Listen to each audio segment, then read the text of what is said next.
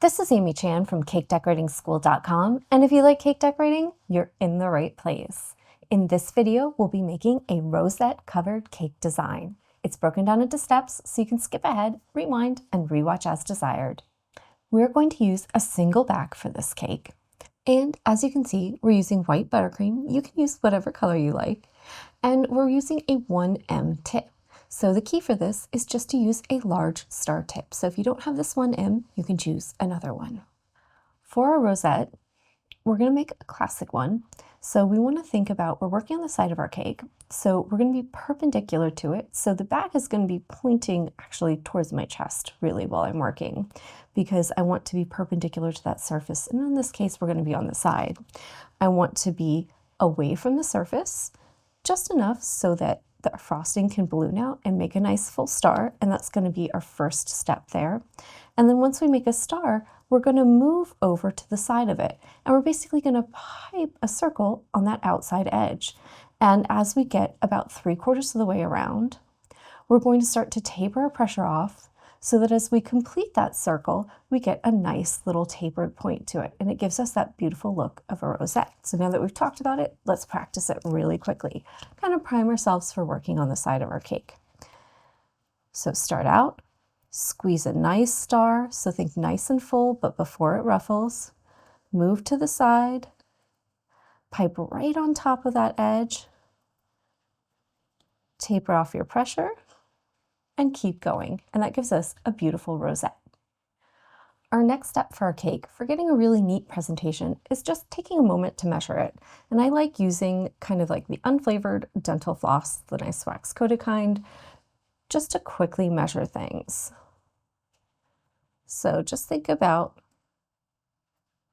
quickly measuring that circumference. So I've got my end there, wrapping all the way around till they meet up again. And then you know the length of your cake. And I can use my ruler that I've got right here just to line that up. Check that length. So you can see, line it up at the beginning and right where I'm holding it. And we're right at like 15 inches.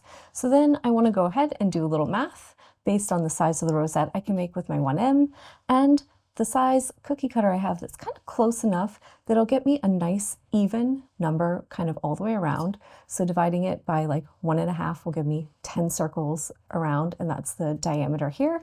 And it's just the right size for those rosettes. So lovely how that all works out. And then I can take it and just mark the side of my cake lightly with it.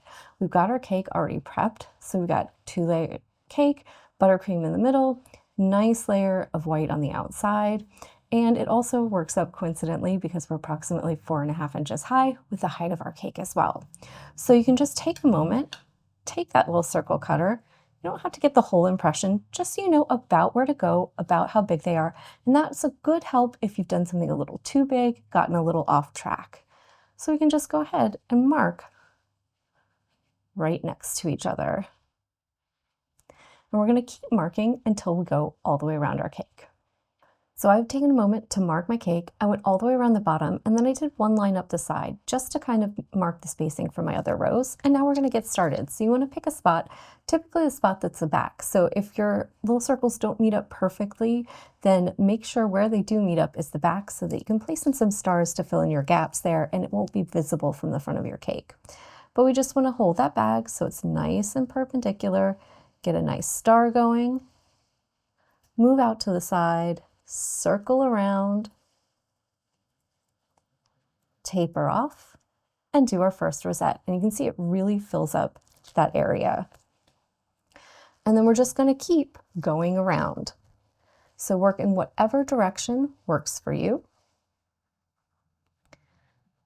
And if you've got those circles, you've got a nice guide for where your rosettes need to be and how to line them up. We finished our first row, so it's time to start the second one.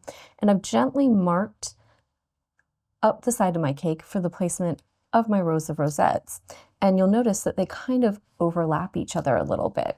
And that's because we want to overlap them to get everything close enough together so we don't have big gaps in between.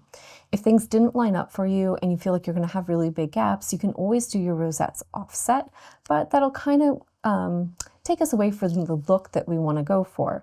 So we want to go directly on top of the center of the one before and kind of start, you can see I'm starting right at the edge of those ridges with my star so that when I pull out, around, and circle back, I'm just covering up the top of the one before. We're coming back in here and we're going to go in and do our last row. And you'll notice there's not a ton of space there. And that's actually the way we've planned it. We're going to overlap slightly with the row before and overlap slightly onto the top. And this is going to give our cake a nice finish. So we want to do what we did before, which is do our star right on top of the rosettes before, go over, around, and down, and you can see it just eclipses that top edge for a nice, perfect finish. Once you get your first one on there, keep working your way around. And it just took me a moment to work my way all the way around this top edge, and I can, you see, go in with my last one right here. And although it took just a little work for measuring and marking my spacing, the reward is there because you get a really nice layout and a really neat design that looks almost too perfect to be handmade. We hope you enjoyed this tutorial. Don't forget to like and subscribe. It truly supports our channel and helps us share more in-depth cake decorating lessons. Want to level up your skills? Our yearly membership has certificate programs from beginner and up. Learn more at cakedecoratingschool.com.